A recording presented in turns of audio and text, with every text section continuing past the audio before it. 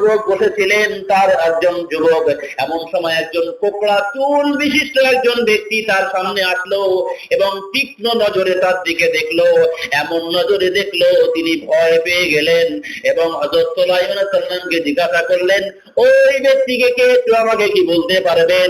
সুলাইমান আলাইহিস সালাম বললেন, ওই ব্যক্তি হলো মালাকুল মউত, ওই হলো আজরাইল। ওই সময় সেই ব্যক্তির মনে ভয় লেগে গেল। উনি বললেন, ও সুলাইমান, আমার মনে হয় আমার দিকে যে চোখে তাকিয়েছে, যে নয়নে তাকিয়েছে, আমার মনে হয় আমি পৃথিবীতে বেশি দিন বাঁচবো না।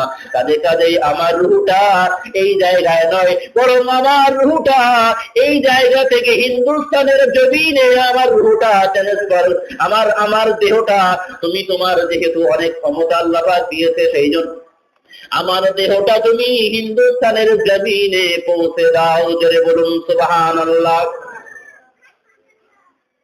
সুলাইমান আলাইহিস সালামকে তিনি বললেন যে আল্লাহ তো আপনাকে অনেক ক্ষমতা দিয়েছে, আপনি এক্ষুনি যদি বায়ুকে ক্ষমতা বলেন যে বায়ু অমুককে নিয়ে চলে যাও অমুক জায়গায়, এক্ষুনি তো সক্ষম। আমাকে আজরাইলকে দেখে বড় ভয় হচ্ছে, যেভাবে আমার দিকে আজকে তাকিয়ে আছে। ওই সময় সুলাইমান আলাইহিস সালাম হাওয়াকে হুকুম দিলেন, ওগো হাওয়া, যাও এই ব্যক্তিকে নিয়ে ওই হিন্দুস্তানের জমিনে নিয়ে চলে যাও। হাওয়া মুহূর্তের মধ্যে ওই ব্যক্তিকে হিন্দুস্তানের জমিনে, আমাদের এই জমিনে নিয়ে চলে আসলো। চলে আসার পরে আবার হাওয়া তার কাজে আপন আপন জায়গায় ফিরে গেল।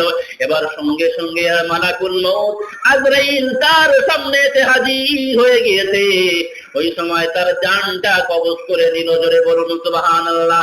সুলাইমান আলাইহিস সালামকে জানিয়ে দিলেন, আজরাইল বললেন, আল্লাহ পাক রব্বুল আলামিন আমাকে ওই ব্যক্তির জান কবজটা করার কথা ছিল হিন্দুস্তানের জমিনে, কিন্তু লোকটি বসে রয়েছে তোমার দরবারে, সেই জন্য আমি এরকম কটমট নজরে তাকাচ্ছিলাম।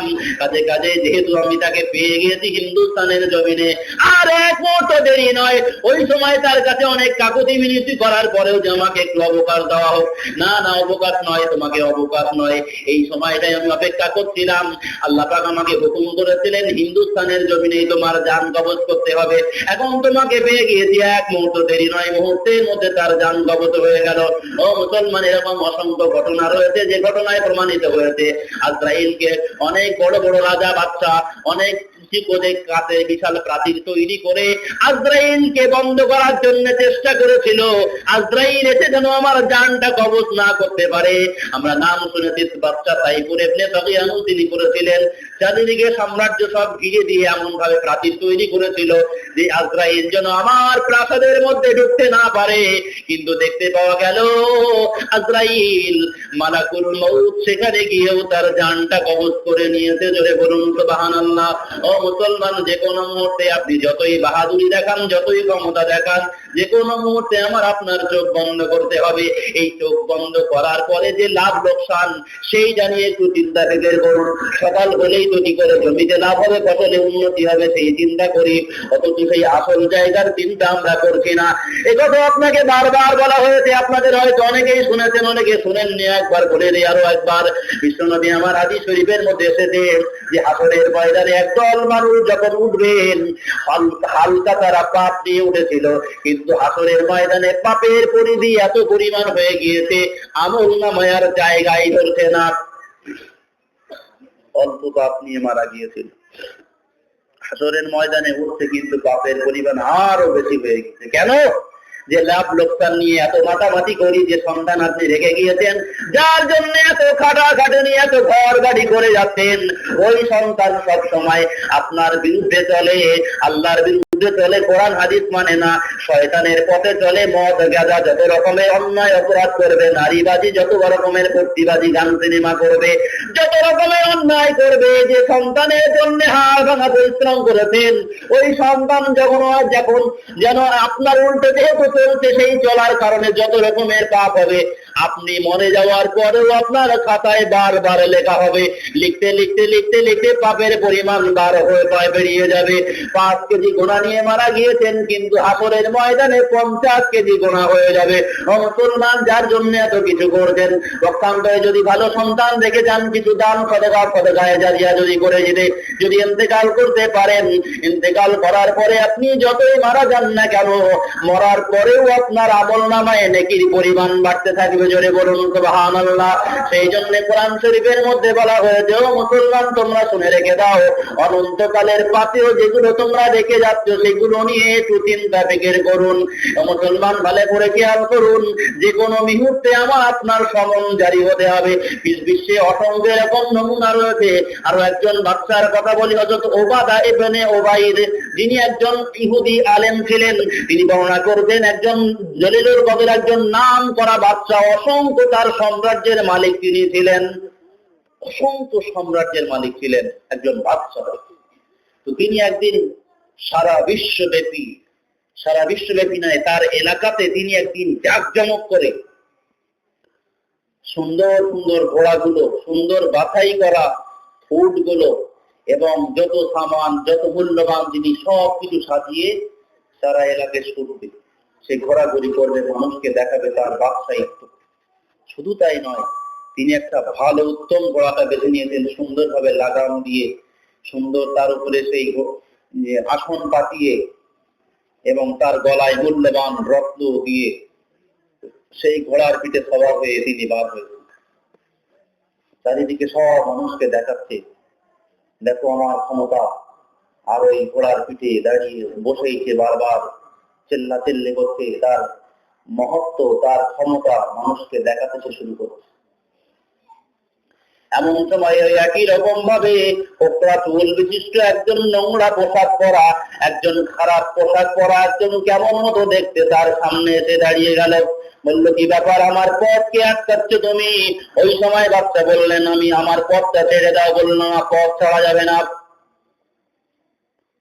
বললে, কে তোমার এত বড় সাহস আমার পথ আটকাচ্ছ? বললো, আপনার সঙ্গে দরকার আছে। বললে, ঠিক আছে, পরে। বলতে, পরে বলা যাবে না। বলছে, তাহলে ঘোড়ার পিঠের থেকে নিচে নেমে কথা বলি না, তাও বলা যাবে না। উনি সঙ্গে সঙ্গে বললেন, কানে কানে, আমি হলাম মালাকুল মউত, আমি হলাম আজরাইল। এখনই তোমার হুকুম হয়েছে, তোমার যতই শান শওকত থাকুক না কেন, যতই তোমার অট্টালিকা থাকুক না কেন, এই ঘোড়ার পিঠে তুমি বসে রয়েছো, এই মুহূর্তে আল্লাহ আমাকে হুকুম করেছেন তোমার জানটা কবজ করার জন্যই। কাজে কাজে তার ঘাট থেকে ওই ধরে তাকে পাকড়াও করে সেখানে জান কবজ করে দিলেন। ওই বিশাল বাদশা সঙ্গে সঙ্গে মারা গেল এবং ঘোড়ার পিঠ থেকে লুটিয়ে মাটিতে পড়ে গেল। ও মুসলমান, মনে রাখুন, কোরআন শরীফের মধ্যে আল্লাহ পাক ঘোষণা করেছেন, প্রত্যেক মানুষের জন্য, ব্যক্তি আর ব্যক্তিত্বের জন্য একটা নির্দিষ্ট সময় নির্ধারণ করে দেওয়া হয়েছে। সেই নির্দিষ্ট সময় যখন আসবে, বান্দার জন্য এক পাও সামনে এগোতে দেওয়া হবে না, এক পাও বান্দাকে পিছুতে দেওয়া হবে না। সেই জন্য এরকম অসংখ্য প্রমাণ আমরা দেখেছি। ঘোড়ার পিঠ থেকে নামতে কতটুকু সময় লাগে, এই সময়ও আজরাইল মালাকুল মউত তাকে দেয় না। যেহেতু নির্দিষ্ট সময় হয়ে গিয়েছে, সেখানে সেই বিশাল বাদশা, বিশাল সাম্রাজ্যের মালিক মুহূর্তের মধ্যে পতন হয়ে গেল, মাটিতে লুটিয়ে পড়ল। মুসলমান, যে কোনো মুহূর্তে আমার আপনার দেহ নীরব নিথর হয়ে যেতে পারে, যে কোনো মুহূর্তে আমার আপনার জন্য সমন হয়ে যেতে পারে। সেই জন্য অসংখ্য গজল এসেছে, যে অসংখ্য গজল আমরা শুনতে পাই, যে কোনো মুহূর্তে এই পৃথিবী ছেড়ে আমাকে আপনাকে চলে যেতে হবে। বিভিন্ন গজল, বিভিন্ন কবিতা, বিভিন্ন কোরআনের আয়াত, বিভিন্ন হাদিস, বিভিন্ন কবিতার কর্মক্ষেত্রে আমরা সবাই শুনেছি যে জন্মালে মরিতে হবে, অমর কি কথা হবে, এরকম ধরনের আরবি কবিতা, অসংখ্য কবিতা রচনা হয়েছে। সবাই জানে যে আমরা মৃত্যুর পরে, এই যে কোনো মুহূর্তে আমরা মৃত্যুবরণ করবো, মৃত্যুর স্বাদ আমাদেরকে গ্রহণ করতে হবে। কিন্তু আমরা বড় লাভ খুঁজি, সেই আসল লাভটার কথা কেন আমরা চিন্তা করি না? তা নিয়ে একটু চিন্তা ফিকির করুন, যে আমরা কি রেখে যাচ্ছি। আমার সন্তানটাকে এখনো আমি আরবি পড়ানো শুরু করিনি, আমার মেয়েটাকে এখনো আমি তাকে আরবি পড়ানো, এখনো তাকে, আমার মেয়ে এখনো কোরআন শরীফ পড়তে পারে না, আমি পড়তে পারি না, আমার ছেলে পড়তে পারে না, আমার বৌমা পড়তে পারে না। আমি স্কুলে সেদিন একটি ক্লাস সমীক্ষা করে দেখলাম যে অধিকাংশ বাবারা পারছে না সেই ক্লাসে। কেন পারে না? কি করে? এই কাজে ব্যস্ত, আমার আব্বা পারে না। একজন বললো আমার আব্বা একটু শিখছে, খুব ভালো লাগলো। আমরা জানি সবাই আপনার কর্মে ব্যস্ত, বয়স হয়ে গেছে, তা কি হয়েছে? রাসূল পাক সাল্লাল্লাহু আলাইহি ওয়াসাল্লাম শিক্ষিত হয়েছেন 40 বছর বয়সে, নবুয়ত দেওয়া হয়েছে, এবং তার দরবারে যারা ছিলেন সবাই বড় ছোট বড় সবাই একসঙ্গে লেখাপড়া শিখতেন, জ্ঞান অর্জন করতেন। জ্ঞানের কোনো বয়স হয় না। সেই জন্যই এখনো চেষ্টা করুন, আলিফ বাতা শুরু করুন, নুরানি কায়দা বা কায়দা বগদাদের যে কোনো বই নিয়ে আপনার মহল্লায় যে ইমাম সাহেব আছে তার সঙ্গে একটু কথা বলে তার সময়ের একটু মূল্য দিয়ে আপনারা এগিয়ে যান। কোরআন যদি না জানেন, মনে রাখবেন কিয়ামতের দিন কোরআন কিন্তু আপনার বিপক্ষে চলবে। আর আপনার ইমানের নূর কি করে পরিস্ফুটিত হবে যদি কোরআন আপনি না জানেন? মনে রাখবেন, আল্লাহর নৈকট্য লাভের জন্য কোরআনই একমাত্র অন্যতম জিনিস যেগুলো পড়তে হবে। যারা পড়া জানেন তারা মনে রাখবেন না আপনি পড়া জানি মানে অনেক কিছু নয়, এবার আপনাকে একটা একটা করে সূরার মানেগুলো জানতে হবে। যতই জানবেন দেখবেন আল্লাহ পাক রব্বুল আলামিনের প্রতি গভীর ভালোবাসা, তার নৈকট্য লাভের জন্য বারবার চিন্তা থেকে তৈরি হবে। আল্লাহ আমাদেরকে যেন দুনিয়াতে যে জিনিস দেখে গেলে আখেরে কল্যাণ হবে সেই লাভ লোকসানের কথা একটু চিন্তা করা তৌফিক দান করেন সকলেই বলি আল্লাহুম্মা আমিন। বিশাল বড় একজন জলিলুল কদর বাদশা পড়ে গেল। পাশাপাশি ওই দিনই আর একজন ইমানদার ব্যক্তির বাড়িতে মালাকুল মউত আজরাইল গিয়ে হাজির হলেন। এটা সংক্ষিপ্ত বলে আমি শেষ করে দেব ইনশাআল্লাহ। তো মালাকুল মউত সেখানে গেলেন, যথারীতি সালাম দিলেন। ইমানদার ব্যক্তি বললেন ওয়া আলাইকুমুস সালাম, জোরে বলুন সুবহানাল্লাহ। ইমানদার ব্যক্তি তখন বলবে, ওগো আজরাইল এত দেরি করলে কেন? আমি তো চাইছিলাম মনে হয় আরো তাড়াতাড়ি চলে আসবে। আল্লাহ পাক রব্বুল আলামিনের পক্ষ থেকে ওই আজরাইল তখন বললেন, ওগো বান্দা, ওগো আল্লাহর প্রিয় বান্দা, আল্লাহ আপনাকে তৌফিক দিয়েছেন, আপনি কিভাবে মরণ পেতে চান বলুন। ওই সময় সেই ব্যক্তি বললেন যে আমি এখন চাই আল্লাহর নৈকট্য লাভ করতে, আর আমি আপনার কাছে দাবি করি আমি এখন ওযু করার আমার একটু সময় দেওয়া হোক। বললেন ঠিক আছে, ওযু করে নাও। ওযু করে আমি যখন নামাজ পড়বো, নামাজে যখন আমি সিজদায় চলে যাব, সেই সময় তুমি আমার জানটা কবজ করবে, জোরে বলুন সুবহানাল্লাহ। ও মুসলমান, ইমানদারদের জন্য আল্লাহ পাকের পক্ষ থেকে হাদিয়া হলো এটাই, তাকে অবকাশ দেওয়া হয়েছে।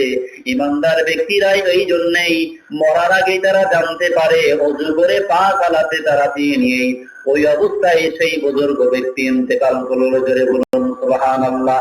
আল্লাহ পাক রব্বুল আলামিন আমাদেরকে পৃথিবী থেকে সবাইকে তুলে নেবেন, মরার পূর্বে যেন আমরা বেঈমান না হই, ঈমান অবস্থায় পা চালাতে যেন আমাদেরকে আল্লাহ তুলে নেন, সেই তৌফিক যেন আল্লাহ আমাদেরকে দান করুন। সকলে বলি আল্লাহুম্মা আমিন।